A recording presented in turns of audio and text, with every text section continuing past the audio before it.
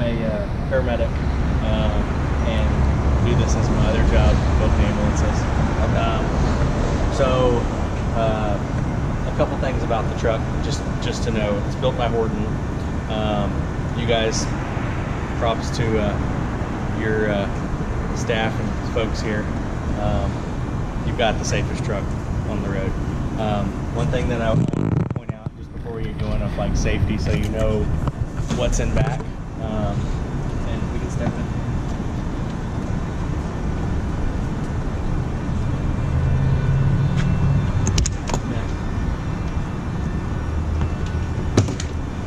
From a safety aspect, this is a proprietary seatbelt system, so it's a vest style system. Obviously, you know, we get in our vehicles and we always put our seatbelt on, but nobody wears seatbelts in ambulances. So we spent a lot of money re-engineering a seatbelt and trying to make it where it was comfortable and easy for us to get in and out of. So when you sit in this thing, you'll notice that there's a ton of room to actually move. So when your seatbelt's on, you can actually lean forward and in. So if you're at like the captain's chair there and you're moving over, you know, PD's probably not there, but for something with airway, you can actually scoot that seat forward and then lean in and out.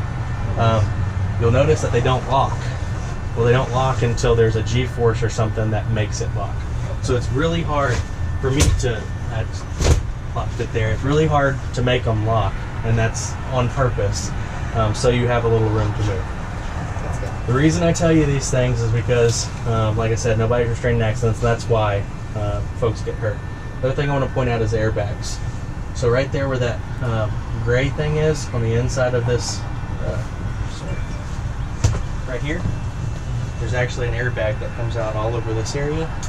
And then right here as well, there's an airbag that comes out, a curtain airbag on the side. The reason I want to point that out is because if you're ever doing anything, I know you guys probably won't, but you don't ever want to drill anything in that section or put stuff there. If you put stuff in the action area and you start just leaving it there, like, you know, some people we find just clutter stuff there, we'll know that there's an airbag right there, and if it comes out, whatever clutter's there is going to go. So organizers are easy, and I mean, you can put organizers on the wall and stuff like that wherever you see fit. So that's when you talk safety stuff, we've been crash testing this and that.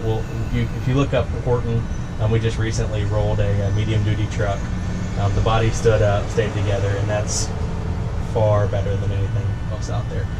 Some of them come apart. So the truck itself, since we're back here, let's just start back here. This air conditioning right here comes from this AC unit. It's a 110 unit. It only runs on the generator or the shoreline. So once you guys get plugs here, I'm sure, you know, policy will probably be when the truck's sitting, it gets plugged in. Reason being, there's battery chargers that maintain the batteries on the chassis. And then climate control, if you ever do have anything in here, you want to keep it at a certain temperature. And then comfort as well. When you guys hop in, it's already cool, it's ready to go. It's not trying to cool down a 130 degree box. So those shorelines are on the back here. It's 230 amps. You'll see when you get the plug, it just opens up. You can only plug it in one way. When you plug it in, that's all you do. It's not going to spark or anything like that. When you start the truck, it'll actually shoot the plugs off the back, or you can pull them out to unplug them. Word of advice, make sure that the door is closed if you start the truck and it's plugged in, because otherwise it shoots the plugs into the door. And I noticed some graphics on the door, it'll scar the graphics up. We've replaced a few from that. The thermostat for this AC unit is right there on the very bottom, so it's in black there. That black thermostat, like I said, will only work when the generator's actively running or the truck is plugged in, sitting here. You'll use this thing based on your preference and whatever policies you guys come up with. But this truck is built, you know, your current trucks don't have generators on them. That's the way this truck is built, with an addition to generator. So on a day like today, there should be no need that you should have to run the generator when the truck's running, going down the road to do your transport. I'll show you the other AC system here in a second, but the plugs that are on here. So you see there's plugs there, plugs in this compartment, plugs down yeah, they're here too. And then over here, that seat, and I think behind the seat Okay, so plugs almost everywhere you're sitting, and USBs as well. So there's a USB there, a USB there. USBs are always powered. The plugs are only powered when the truck's running and or the generator's running or the thing is plugged in. So now let's make sure that we understand the power source of the truck. This thing has an inverter on it, which is what you guys use on the regular truck you have now. That inverter is a 3200 watt inverter. So you're using a 1500 watt now. It's 3200 watts. It'll run everything that you can plug into the truck, bear huggers, whatever you guys are using, heaters, humidifiers. It'll run all of that. That will run just with the chassis as well. The reason that it's like that is it's redundant in power. So if you're going down the road and the truck breaks down on you, okay, so engine stalls out, it will not start, it won't run. You fire up the generator and everything in back here stays running. Your plugs stay hot, the AC system works, the lights stay on. Sitting on the side of the road, the emergency lights can come on. Flashers, headlights, all of that will stay powered by the generator.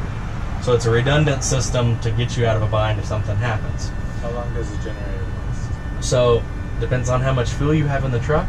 The truck has, I think it's a 38 gallon tank on it, and the generator uses about half to 3/4 gallon an hour. So 30 to 40 hours. I noticed, I don't know how many times you guys have filled them, but the generators have 110 hours on them now. And that's nothing because they've been here since March. Right. So, and they're not plugged in. So you've probably walked by a time or two and you've heard the generators running. What happens is they're set that when the voltage gets low, they automatically start up, so you don't have a dead battery. So I was surprised to see that the batteries weren't dead with it unplugged this long and only 110 hours on it. So that's a good thing. So when the engine's running, all of your power comes off of the inverter. When the engine's running and the generator's running, then all the power switches over to the generator. Okay? You don't have to touch anything, you don't have to do anything. It's either start the generator up or start the chassis, then you have power. When it's plugged in, you have power. So before we start that generator, you'll see the switch there. There's a switch behind you right there, and there's one in the console up front. So to start, did you hit the start button? Yeah. Okay, cool.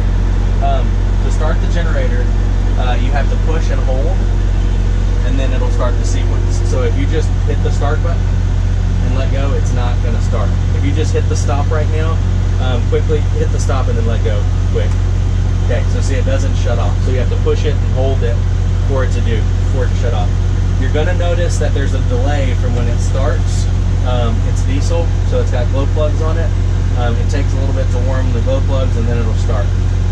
Since the trucks are outside, you'll notice in the wintertime, if it misses, like if it fails to start, it might give you a fault right there.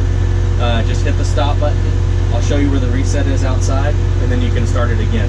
It's only going to happen when it's like really cold, which we don't get very often, but 20 degrees or something and you're taking off, it's harder to start that diesel generator. So when the generator's running, you see the panels all light up. The panels are on when the generator runs, when the chassis runs. Either of those are running, the panels will be on. When you shut the system off, they'll stay on for 5 minutes and then they shut off as well. The reason I say that is because you have to have the panels to do what you're going to do back here. So med air, O2, stuff like that, you're going to have the panels up and running. The reason there's 2 panels is obviously where you're sitting at. It's redundant, they're the same, so each panel looks identical. And your key buttons are on the outside. So your like mission critical stuff, if the panel failed, your mission critical stuff you can still turn off and on. Now, that's the only thing that I say mission critical that you guys can turn off and on is we do not have a med air hard button. They don't make it. So the med air you see says air, you have to actually tap the button. You have 2 screens. Chances of them both failing is pretty slim.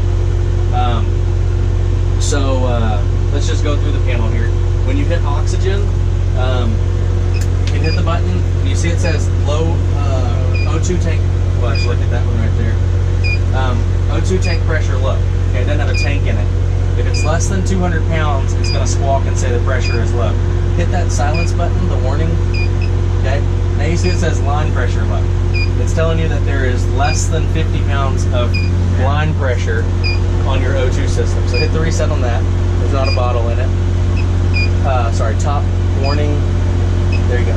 Anytime you have an alarm like that, that is your button to push to reset the alarm when it's squawking. So, alarms. Some people get tired of the alarms. Alarms are telling you something's not normal.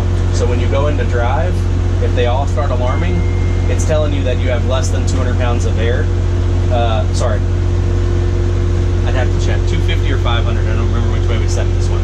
But it's telling you, before you take off, hey, you don't have much O2 when you go into drive. So you'll also see the oxygen tank pressure right there, the line pressure for the oxygen, and then you see the line air. Well, the reason you don't have a tank pressure for air is this thing has a med air compressor on it. So the compressor runs in this compartment right on the outside there. We'll look at it. We'll probably have to scoot the truck over a little bit, but the compressor runs right there. So turn the compressor on. Air. Okay. So it's gonna squawk and say line pressure is low because it has to build the pressure first. That's probably gonna go away here in a second. Okay. So now the line pressure has been taken care of. It's up. You see where it's showing you the line air pressure at 54? That's what the pressure is on the med air system. So maybe later today or once you guys leave, we can kind of play with this and put a vent on it or something. But you know, vents are really picky of what line pressure you want. So if you had 100% med air and a rate of 60 with a small tidal volume or something. Okay, lights, that's a good one to pick out. Go to interior lights. The reason that they dimmed is because I pushed the button on the door. That was the timer. The timer runs for 15 minutes and then it shuts off. So go ahead and hit on the left there, dome light. Push it again. There you go. And you have this one, this side, and then the front that you can adjust on there. So go back to your home screen. Bottom left. That's right. Well, that says home. So we'll have to play with that just to make sure. But if you get much above 65, it's going to start alarming for high air pressure, line air pressure. And if you get below 45, it's going to start alarming. The reason I say that is if your vent doesn't have like a little capacity, what'll happen is there's a very small tank on this thing. It's not like a big tank that you're pulling off of. So when you suck on it like that real quick, it has to make up that difference, and you'll start to see sometime the line pressure change from 63 to 55, 63, 55. So some vents don't like that. If that's the case, we're going to probably have to open up the alarm just a little bit more and turn up the pressure, so it won't be a problem. Now you hear that hiss? Can you barely hear that? There's a bleeder valve on the outside. When the compressor runs, when the med air compressor runs, it's constantly pushing air. There's no reservoir, so it's pushing air, pushing air, pushing air. The extra that it has left over, it's bleeding off. When we get in that compartment, you're going to hear that hiss. It's not a leak. It's because it's building pressure and it's doing what it should. One thing that I do want to point out about the med air, you want to run it when you're using it and not when you're not. It's a compressor. It's mechanical. It goes round and round. It's something that will fail after time. It's a machine, and you just don't want it running for no reason. So go ahead and turn that off. Something else I want to point out here is if you short cycle that switch, so let's say that you turn it off, turn it back on, turn it off, turn it back on, and you're just cycling it back and forth. The compressor will kick in and then kick out, and kick in and kick out. But there's a bleeder that's on the compressor to bleed the head pressure on the compressor. So if you don't leave it off for like 5 seconds or so, it won't start back up. So if it's not working, it's probably because there's head pressure on it. You see the line pressure is 63 still. It's maintaining that on the line system, but in between the compressor and that little bitty tank, there's a bleeder that takes the pressure off of it. So that first spin, it can start back on. So go ahead and turn it back on now. Okay, kick right back on. So that's perfect. That's the way it hit that button and you don't hear it cut on, you got to let somebody know. We've got to look at the compressor and see what's going on. Okay, so you can turn that off. You'll also notice you have vacuum 1 and vacuum 2. Vacuum 2 is this one here on this side. This vacuum is ran by the vacuum switch. So if you hit that vacuum switch there, you're turning on this one. The vacuum 2 is the one that you have to push for this one here. Correct. That's the one on that side. And then the regular vacuum is going to turn on this one. Most ambulances only have one suction. Right. That's why there's 2 buttons. So you do have a timer there if you ever wanted to use that. There's 2 of them, so you just hit start. And there it is. So